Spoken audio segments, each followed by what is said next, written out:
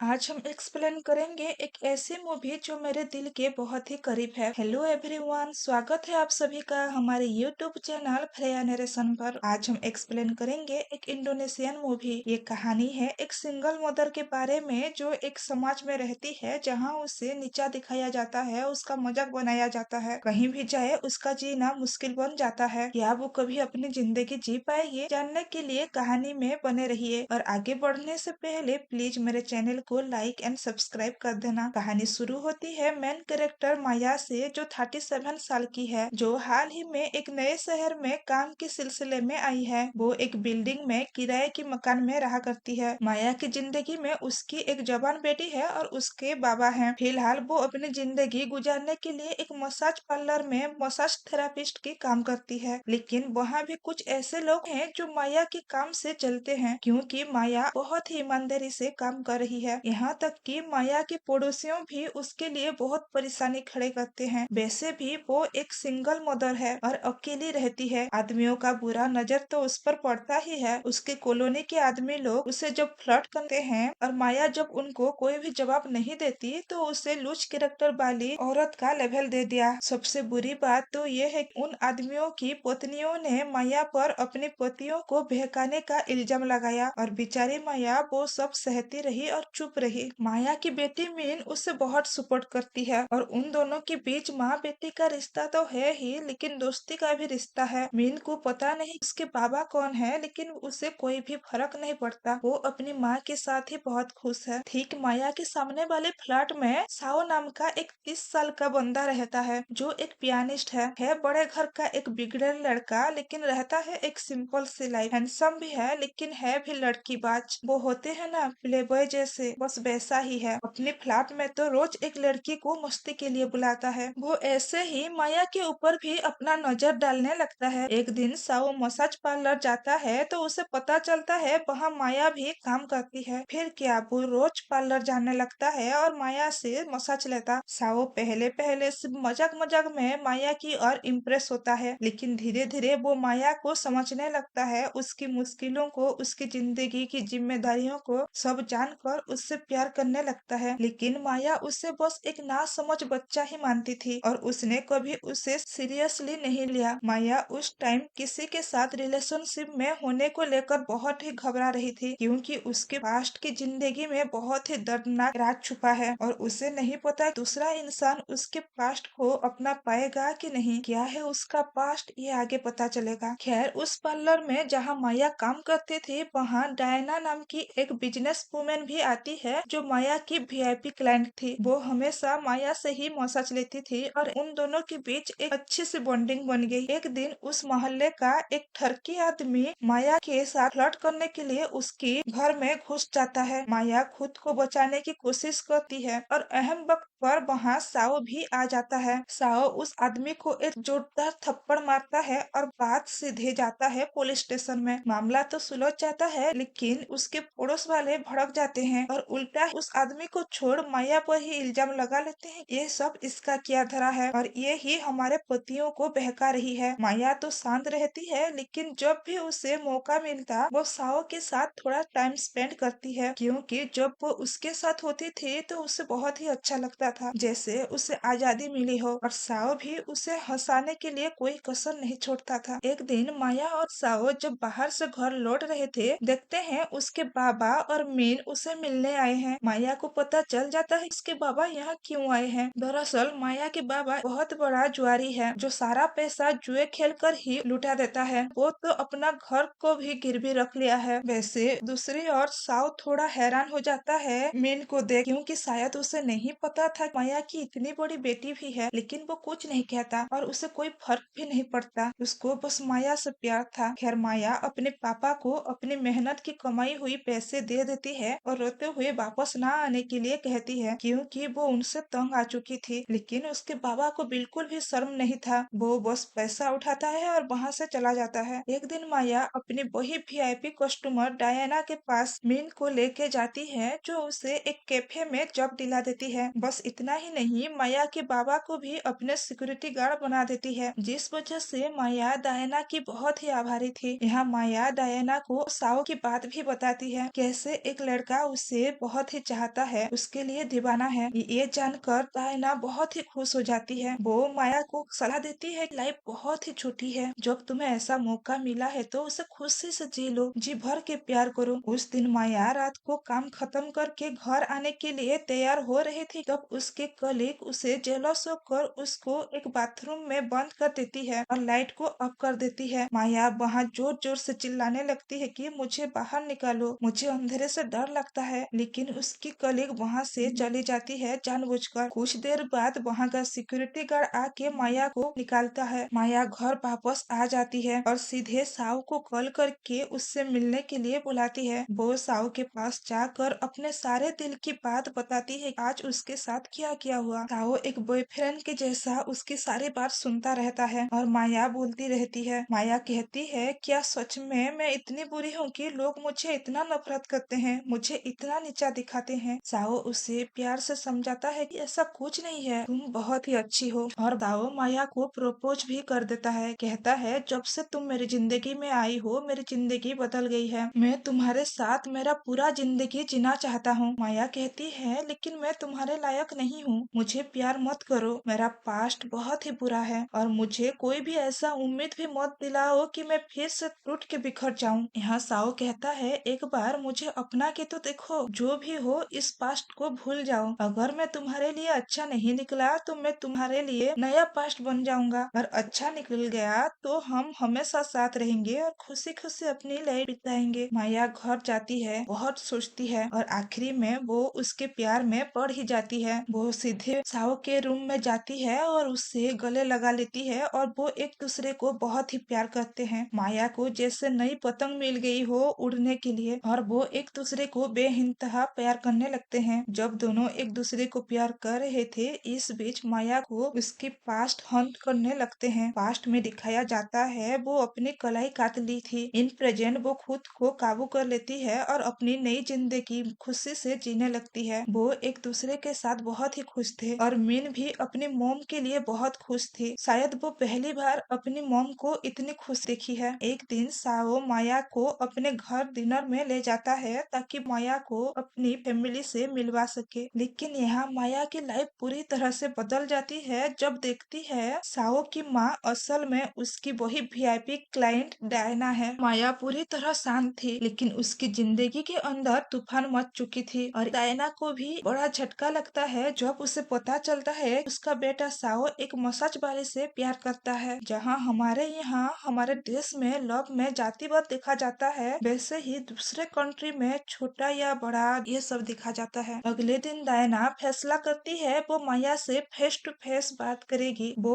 उसे साओ को छोड़ देने के लिए कहती है मेरा बेटा थोड़ा नासमझ है और बिगड़ल है, अच्छा होगा कि तुम उसका साथ छोड़ दो। एक माँ होने के नाते तुम भी मेरे दर्द को समझने की कोशिश करो। और वो थोड़ी इमोशनल ब्लैकमेलिंग भी करने लगती है। साओ को पता चल जाता है कि उसकी माँ ने माया को दूर रखने के लिए कहा है, इसलिए वो अपने माँ से सीधा बात करने चला जाता है और वो उसे समझाने की कोशिश करता है कि माया से वो बहुत ही प्यार करता है और माया एक अच्छी लड़की है। डायना भी जानती है कि माया एक अच्छी लड़की है, लेकिन वो उसे अपना नहीं सकती क्योंकि वो एक मसाज गर्ल है। वो साओ को समझाने की कोशिश करती है। जब साओ नहीं समझता तो उसकी माँ भड़क जाती है और कहती है तुम तो बस एक गटर का कीड़ा हो। साओ भी कहता है अगर मैं गटर का कीड़ा हूँ तो मैं भी कोकून में बदल कर एक बटरफ्लाई बनकर दिखाऊंगा। और साओ सब कुछ छोड़कर यहाँ तक कि अपने क्रेडिट कार्ड भी छोड़कर वहाँ से भाग जाता है। घर छोड़ने की वजह से उसकी माँ डायना उसे सबक सिखाने के लिए उसे हर जगह से मतलब कि उसकी हर वर्क प्लेस से उसे निकलवा देती है। साओ अपने गुजारा करने के लिए हर जगह पैसा कमाने की कोशिश करता है। माया अपने वर्क प्लेस में थी तब उसके साथ उसके कलीग बुरा बर्ताव करने लगते हैं और उसको बेवजह मारने लगते हैं। अपनी जिंदगी से इतने तंग आकर, इतने ठोकर खाकर और प्यार में नाकाम देखकर माया भी बहुत ही तंग आ चुकी थी। वो मन में कहती है बस बहुत हो गया, वो और समाज या किसी के दबाव में नहीं आएगी और मजबूती से सबकी सामना करेगी। फिर वो जाके उन लड़कियों के साथ बहुत ही दमदार से लड़ती है और लास्ट में नौकरी भी छोड़ देती है और वहाँ से चली आती चाहती है। माया सीधे साओ के पास जाकर साओ के हाथ थाम लेती है और उसको पकड़ के अपने साथ ले जाती है। रोते हुए साओ से कहती है, मैं ऑलरेडी 40 की होने वाली हूँ और मुझे अपनी जिंदगी जीना है। और फिर वो कॉलोनी को भी छोड़ देती है। उसके कॉलोनी वाले उसे सुनाने लगते हैं, उन सब का सामना करती है और उनको इतना सुनाती है कि वो सब चुप रह जाते हैं। वो फैसला कर लेती है अपनी लाइफ में मतलबी बन के ही जिएगी, लेकिन किस्मत ने उसके लिए जैसे कुछ और ही सोच रखा था। डायना माया और साओ को घर बुलाती है। माया को साओ को छोड़ देने के लिए डायना रिक्वेस्ट करने लगती है और बदले में कहती है वो उसकी बेटी मीन को एक अच्छी लाइफ देगी। ये सुन मीन मना कर देती है क्योंकि उसके लिए उसकी माँ की खुशी ही सब कुछ थी। लेकिन तब साओ की दादी कुछ ऐसी सच रिवील करती है कि